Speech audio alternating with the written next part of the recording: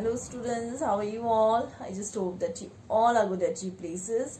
Now students, since I'm receiving your homework, I can still find that students they are copying answers from either from textbook or from Google. That's really disappointing. So kindly pay attention towards the teacher's explanation. Okay? Now students, let's continue chapter number 4, the human digestive system. And today you're going to learn about the process of nutrition. So there are various steps of nutrition in human beings. What are they? First is ingestion, okay? And second is digestion. Third is absorption. Fourth is assimilation. And fifth is egestion. Now I'm going to tell you these steps one by one in detail.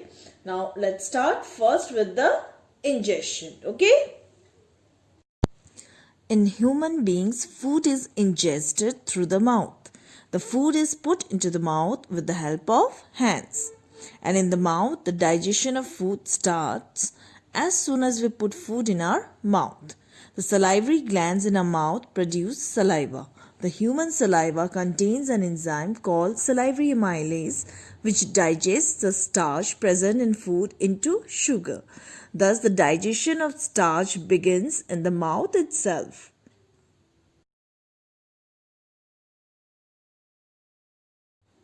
When the slightly digested food enters the food pipe, the walls of food pipe start contraction and expansion movements. These movements are called peristaltic movement. Now this peristaltic movement of food pipe pushes the slightly digested food into the stomach for about 3 hours. The stomach is a large muscular hollow part which expands when food enters into it. The muscular walls of the stomach helps in mixing of food with digestive juices or enzymes. The partially digested food then goes from the stomach into the small intestine. The exit of food from stomach is regulated by a sphincter muscle which releases it in small amounts into the small intestine. Though the small intestine is very long, it is called small intestine because it is very narrow. The small intestine receives the secretions of two glands, liver and pancreas. Liver secretes bile. Now the digestion of carbohydrates, proteins and fats occurs in small intestine. Now bile salts from bile juice break down fats in small globules which increase the efficiency of enzyme action. Now juice secretes from pancreas which contains enzymes like trypsin and lipase.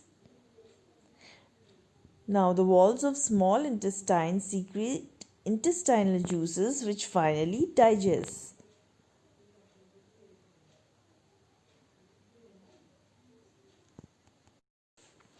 Now in small intestine, carbohydrates they are converted into glucose, fats into fatty acids and glycerol.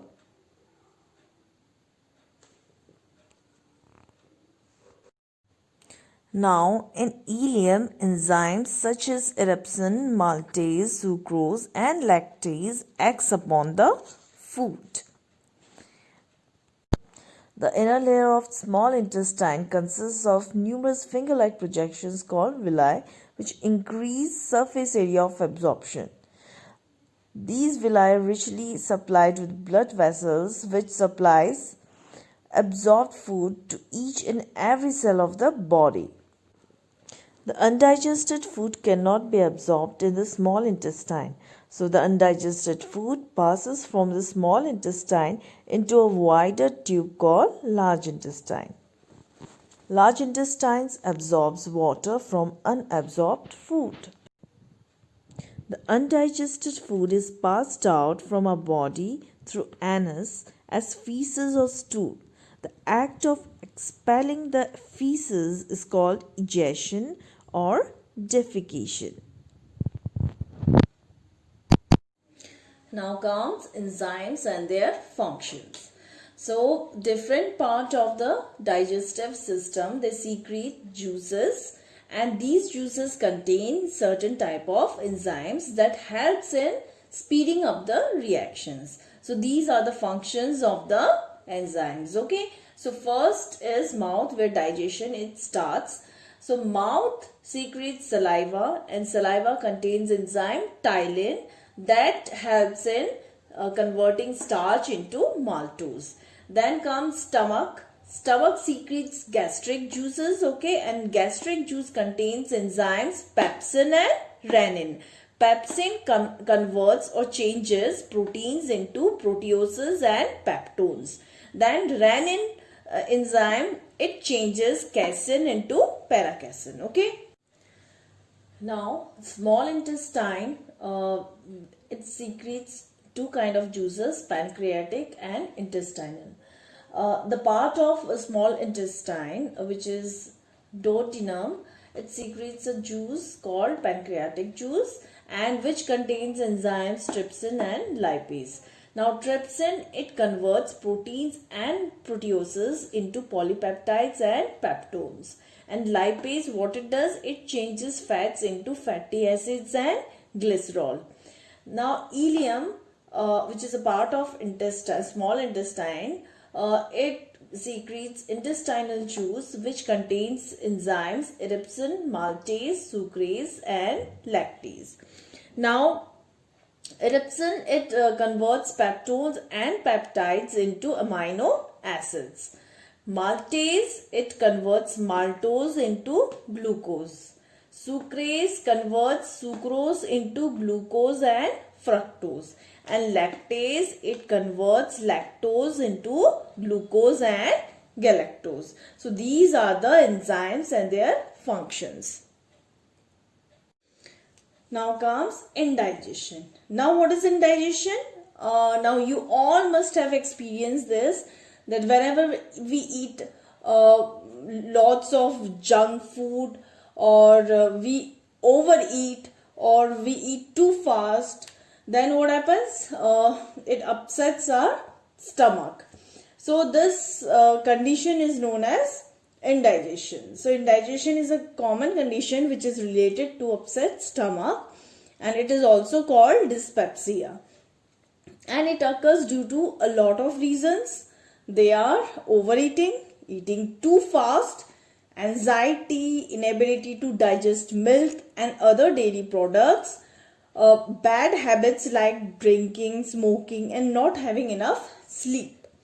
Now we should have healthy eating habits. And what are these habits? You know, we are facing this pandemic, and what is necessary now, that we should have a strong immunity, okay, and for that we should eat healthy food, and we should have a balanced diet, and to boost our immunity we should have food which is a good source of vitamin C, okay. So first of all, never skip breakfast. Then eat balanced diet, okay. Balanced diet, I told you earlier also, that diet which contains all the necessary nutrients in proper amount is known as balanced diet, okay. And we should eat fresh fruits and vegetables. It is because it contains all the vitamins and minerals that helps us to fight against diseases. And then we should not consume sugar in large amount, okay, because taking large amount of sugar, it affects our immunity. And then do not eat while watching television. It is because we can eat more while watching television, okay. And then drink lots of water. Water is a good fluid, and it what it does, it helps in throwing out waste material from our body or toxins from our body, okay. So these are the healthy eating habits that we should follow to remain healthy and strong.